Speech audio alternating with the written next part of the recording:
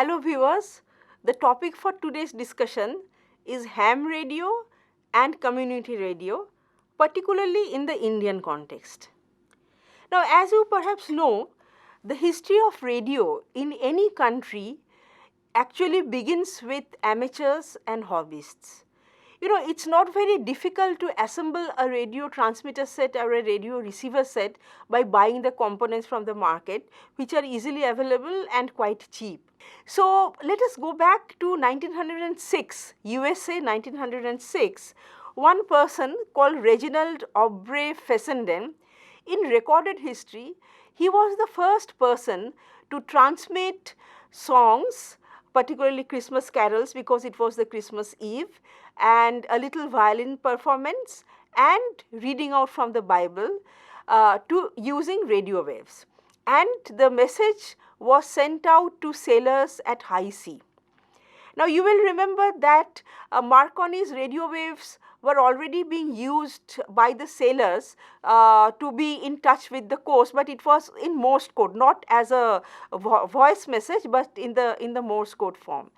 So, the sailors were used to the tuck tuck tuck tuck of Morse code coming from the radio room, and suddenly they heard a violin performance and they were astounded. In fact, it was magic to the ears of the sailors.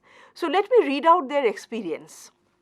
Wireless operators on ships off the east coast, listening on their headsets for the short electronic burst of messages in Morse code, were astounded to hear a woman singing. They called in the ship's officers and the other technicians to experience this wireless miracle and thrilled to the sound of a violin soloist performing "O Holy Night." With this successful experimental broadcast of his own violin performance, Fessenden displayed one of the most important capabilities of Marconi's invention, the capability of sending the human voice out through the heavenly ether. So, that was the beginning of sending voice and songs and music using radio waves, and it was quite a sensation, it created quite a sensation. Now, the first experimental radio station was set up at Brant Rock in 1910, and it was also an individual effort, and it was purely experimental without any aim at making money out of it. And hobbyists who assemble simple radio sets like this in their homes, so they proliferated in America, maybe in other countries also, but also in America, and they were just sending out messages, entertaining each other with songs and performances and having a good time. So, here you see a set of children with a small receiver set in a box, they are listening to messages sent out by their friends and family maybe. Now, in 1909, Robert A. Morton reported overhearing an amateur radio transmission which included the comment, "Say, do you know the fellow who is putting up a new station on your way? I think he is a ham." So, that was the beginning of maybe using the term called ham, because the word ham as such does not mean anything. Anyway, David Sarnoff came into the scene, and he was the first one to envision the commercial possibility of radio, and since then commercial radio proliferated in America. In Europe it did not proliferate because it was a war situation and there were restrictions and so on and so forth, but in America commercial radio proliferated and amateur radio went underground, okay, hobbies went underground. But then they resurfaced once again many years later, and they called themselves amateur radio or ham radio operators. Okay. Now, I told you from where has the word ham come. So, maybe that person who had overheard that radio transmission that I think he is a ham, maybe the word ham came from that stray comment. But there is another hypothesis which says that military people, they also used a lot of radio transmission, and when the amateurs came in their way, they intercepted those messages, and so the amateurs were asked to jam the lines, and so from there also the word ham has come, because the military people call these amateurs the hams who were coming into the way of the military transmission or military communication. So, whatever that be, the word ham has stuck, and all amateur radio operators all over the world, they are called hams. Now, there is a very clear-cut definition to this ham radio or amateur radio. Okay. So, the term amateur in amateur radio is used to distinguish it from commercial pursuits, as radio amateurs are prohibited by law from accepting monetary or material compensation of any kind for any activities they perform as radio operators. Okay. That means they are given license to have this ham radio receiver transmitter sets in their homes on the condition that they do not turn it into a commercial venture and they do not begin to make money out of it. So, now the thing is on what frequencies do these ham radio operators operate? Alright. So, Federal Communication Commission FCC, which is the American organization that oversees and that monitors any kind of telecommunication in America, they have, and that has today been accepted as an international standard, that they have given this 1.6 megahertz frequency band as the ideal frequency band for ham radio operators, and usually they operate from 1.8 megahertz to 26 megahertz. Okay, that is the frequency band given to them, because when a ham radio operator goes to get license, he is also given a certain frequency band. From this frequency band he can choose what he wants to take. Okay. So, also one must remember that ham radio is not a broadcast type of radio, meaning that broadcast means what? It means that from one transmitter the message goes out to several receivers, okay, like it happens from a radio station. But ham radio is more like a telephone, it is from point to point. That means if I have a ham radio transmitter receiver set in my home, and if my friend has another ham radio transmitter set, we can keep communicating over the ham radio, and all other people having similar radio sets can be networked and they can keep communicating with each other. Okay. Anybody else with a radio set or a transistor set can maybe pick up those signals and listen, but then it will be just be a one-way communication. He will not be able to communicate back. Okay. So, ham is not a broadcast communication, it is a two-way communication or many-to-many communication, which is which is possible among those who have these ham radio sets in their homes or workstations or wherever it is. So, it is like an exclusive club. Okay. And these radio sets, it is called transceivers, that means transmitters and receivers packaged into one set, which are called transceivers. And in order to get these transceivers, one has to have a license from the appropriate authority. In case of America, it is FCC. In case of India, this license is given by All India Radio. All India Radio has its own ham department that issues license for ham radio. Okay. Now, it is said that some ham radios are said to be so powerful that they can communicate with orbiting satellites as well as bounce radio waves off the surface of the moon. So, during space shuttle missions, the astronauts used ham radios to communicate with other ham radio operators back on Earth. Okay. So, ham radio signals can be powerful to leave the surface of the earth and to go to moon and bounce back, and still somebody will be, it will be powerful enough for somebody to receive it. Okay. So, that is the power of ham radio.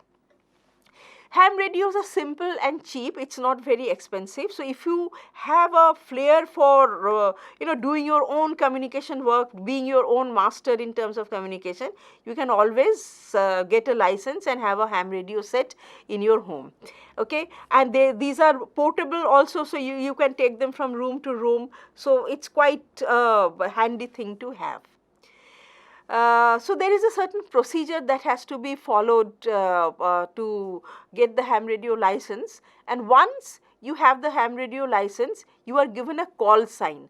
That call sign is used to identify you and your location of the license.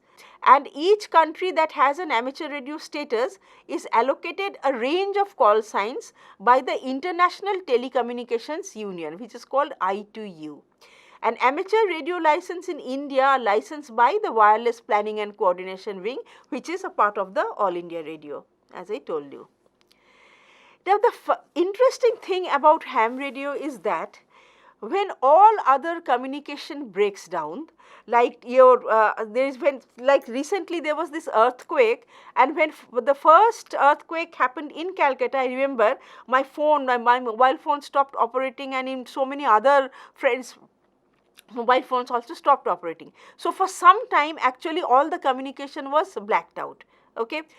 If there is a political disaster, like when there was this bomb blast in Bandra station in Bombay several years back, then also all these telecommunication connections were deliberately cut off. Okay. So when there is a disaster like that, man-made disaster, then telephone communications are deliberately cut off. In a natural disaster, telecommunications may get cut off because of the disaster itself. Okay. But ham radio will remain in operation, because ham radio does not depend on wire. Ham radio is not centralized by any controlling authority. Okay. So the ham radio operators that way are independent, and they perform in an autonomous way. So when all other communication systems break down, ham radio operators are still going strong. So a ham radio operator is really, in every sense of the word, he is a friend in need. Now the first ham radio in India was started by Amarendra Chandra Gooptu, and his call sign was 2JK, and he got his license in 1921. Later that year, Mukul Bose became the second ham operator. His call sign was 2HQ, and that introduced this first two-way ham radio communication in the country between Amarendra Chandra Gooptu and Mukul Bose. Now by 1923, there were 20 British hams operating in India. Now most of these were by soldiers, Britishers, particularly Britishers who served in the army, and the number of ham radio operators started growing. But then during the Second World War, all the ham radio operations were cut off, because they were giving a security threat, because during a war naturally there is a lot of radio communication happening from one center to another center, and they did not want the ham radio operators to pick up this signal. So all the ham radio operation was forcefully brought to a close. Okay. Then after the Second World War, soon after the Second World War was over, India became independent in 1947, and in independent India once again ham radio operations slowly started picking up. But then these people had a difficulty understanding the importance of ham radio, or getting hooked on to the fun aspect of ham radio. So it was a little slow to pick up till Rajiv Gandhi became the Prime Minister, because Rajiv Gandhi himself was a very big ham enthusiast.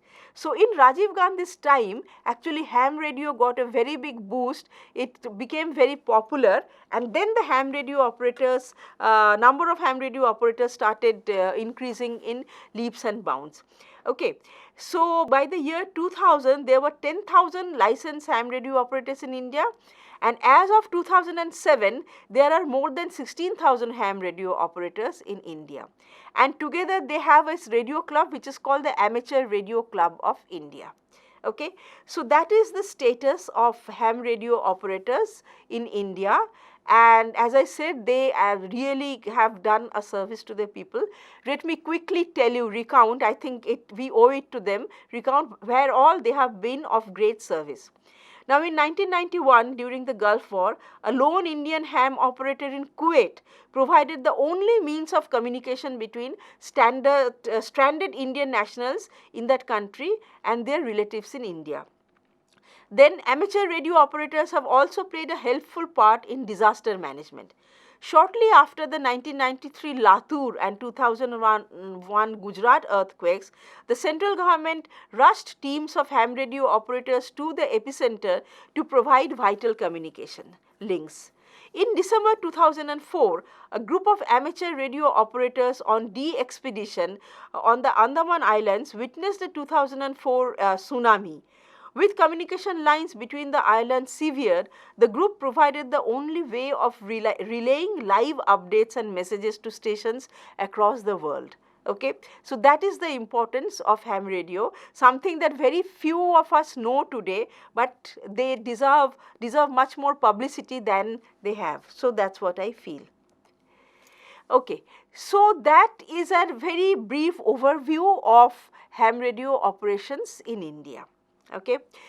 Now I come to another kind of radio which is gaining popularity, and that is community radio services in India. Community radio is a radio service offering a third model of radio broadcasting in addition to commercial and public service broadcasting. Okay. Commercial broadcasting is what all these FM channels are doing, okay, which is purely not only city based, but it is purely on a commercial basis. So, they air a lot of advertisements along with their programs, and the programs are more or less light-hearted. Whereas public service broadcasting is what All India Radio does, news and interviews and panel discussions and educational programs and so on and so forth. But there are also this Hindi song programs or Bonfita quiz contest, these are also there.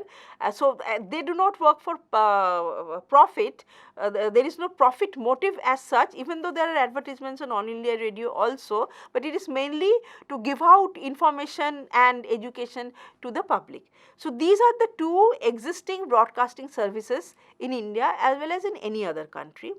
Community radio is the third model. Okay. So, what is a community? What kind of community does community radio serve? So, community radio can serve a geographical community or communities of interest. So, geographical community means, say, people of one particular village or people of one particular area, and community of interest means all those people who are interested in amateur astronomy, let us say, sky watching, or all those people who want to learn calligraphy, I mean something like that, or who want to learn Carnatic music, let us say. Okay. So, people having common interest, common hobby, so they also form a community, okay, although they may not be geographically in one particular position. So, a community radio serves such a niche, such small communities. Okay. And interestingly, the broadcasting content that is popular and relevant to the local specific audience, but is often overlooked by commercial or mass media broadcasters.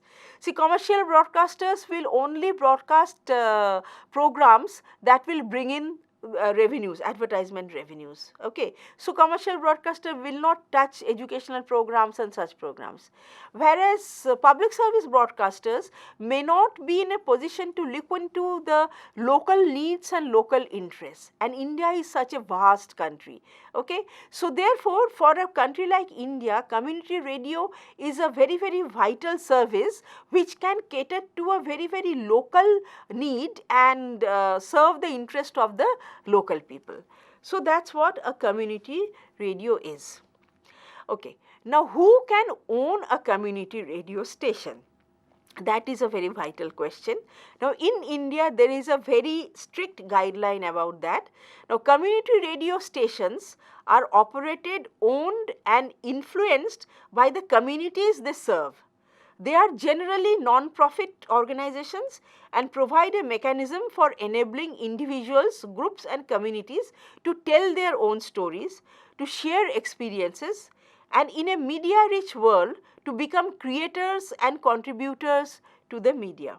So, what does this mean? That when, supposing I listen to FM radio when I am driving, when I am on the move, or I listen to the All India Radio news during breakfast. So, that way I am just a receiver, I am just a consumer of the media product or the media artifact. Okay. But in a community radio situation, I can also be the creator. Okay, I can walk into the community radio station and say that I have something important to announce, and then I shall be given a voice. I can announce whatever, some program that I want to make or some concern that I want to share. So, I shall be given a space. That space I will not get in All India Radio or in other bigger radio network. Okay. So, community radio provides a platform for different voices to be heard, and they also become creators of the media, not just the consumers. So, they can write their own plays, they can compose their own songs, the local band can perform in the radio station and be heard, and so it is a lot of fun actually. Okay, so that is basically the purpose of setting up community radio stations, to create a platform for the local people to be heard and to network among themselves. Okay. Now this community radio has developed differently in different countries. Now let us focus on our country, that is India. India has 22 officially recognized languages and a total of 1652 mother tongues. Okay, and the population of India is nearly 1 billion, and the area over which the population is spread, that is the geographical area of India, is 3.2 million square kilometers. That is a country, India. All India Radio has networked India to a large extent, there is no doubt about it. But still, in the process of networking, the niche areas obviously get overlooked, and that is where community radio can fit in and serve a very important purpose. Okay, now community radio has not been there in India since the inception of All India Radio. Okay, it is quite a recent phenomenon. Okay, and community radio has come up as a result of what is known as the broadcast bill. Achha. Now I will just very briefly go into the legal history here, because which is very relevant for the community radio story in India. Indian Telegraph Act was created by the Britishers in 1885 when telegraph came to India. So obviously they didn't want the telegraph to be operated by private operators. So telegraph should be, they envisaged telegraph to be controlled only by the government, and telegraph stations should be there only in post offices and railway stations. So to stop the private operators from using telegraph, this Indian Telegraph Act was established. Okay. In 1933, after radio, India Radio came in 1927, and radio was in many ways seen as an extension of telegraph, and so many people, ham operators and all, were also coming up. Okay. So therefore, this Indian Broadcast Act was formed, which was an extension of Indian Telegraph Act, that not only telegraph operators but even radio stations cannot be owned by private operators. Okay. Private operators cannot be in the business of broadcasting. And this law has been going on even after India became independent, and even many decades after India became independent, this law was never repealed, never changed. Okay. Till the year 1997, when there was, rather 1995, it was 1995, when there was a case against Doordarshan, a landmark case, and the Supreme Court gave a ruling against Doordarshan. The date was February 9, 1995, and the Supreme Court said that airwaves are public property, airwaves cannot be monopolized by anybody, not even the government. Okay. And it is every citizen's fundamental right to have a freedom of speech. So therefore, communication cannot be a monopoly of the government. So that ruling was given by the Supreme Court, and as a result of the ruling, this broadcast bill was floated in the Parliament in the year 1997. Okay. And in the broadcast bill, there was this proposal of Broadcast Authority of India, something like the FCC, that would supervise the opening of radio and television stations, that would give license to the private broadcasters and monitor the quality of broadcast and make sure that certain guidelines were followed by all broadcasters, and so on and so forth. Okay, the bill was floated in the Parliament, but then it was much later in 2005 it became effective, and today of course we have this broadcast, so many private broadcasters are there, even though the government had tried it utmost to stop that, but the public demand was so great, we have this private television channels, private FM channels and so on. So in the wake of this broadcast bill came the idea of community radio, that if we are privatizing broadcasting, we should create this space for community radio, and we should start giving license to deserving people who can start their community radio stations. So that's how the idea of community radio came into India. Now in December 2002, the policy statement was given by the government of India that educational institutions like IITs, IIMs, medical colleges are all eligible to get license for community radio.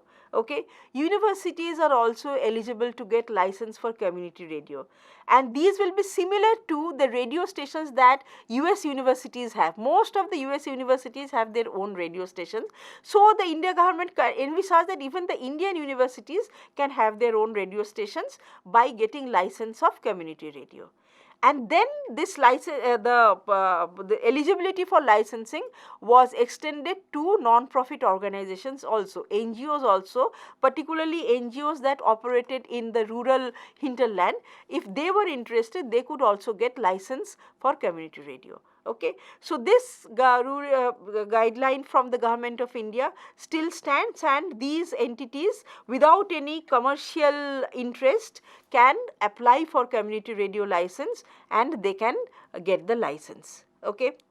So the community radio set up like this serves a local community. The ownership and management is by the local people. The programs that are broadcast are of local interest, okay, the local folk songs or the local plays or the local celebrations, local religious festivities, these are given importance, okay. And the other thing is that the entity that will be given license to for community radio has to be a legal entity, in the sense that it has to be either a registered society or a trust or a university, something it has to have a legal standing. So, you know, a group of youngsters coming together and applying for community radio, they will not get it because they don't have a legal standing. Okay. So, these are some examples of community radio stations at an agricultural university called Hisar. Demonstration of a community radio setup. By the way, the government lends a lot of support, technical support and other kind of advice to those who want to set up their community radio stations. This is field reporting that going on for a community radio station. Now, in conclusion, I would like to just do a comparison between ham radio and community radio. Now, ham radio, the broadcast is using short waves, and the transmission is amplitude modulated transmission, and it is a non-broadcast mode of transmission. It is not broadcast, it is point to point transmission. Reach is global reach because it is using short wave. So, somebody sitting in India can talk to somebody sitting in UK using his ham radio operator. So, it is a global reach, and sometimes it even goes to the moon also, beyond the globe. It is owned and managed by individuals, ham radio. On the other hand, community radio is FM. It is frequency modulated. Okay, it is not AM, it is frequency modulated.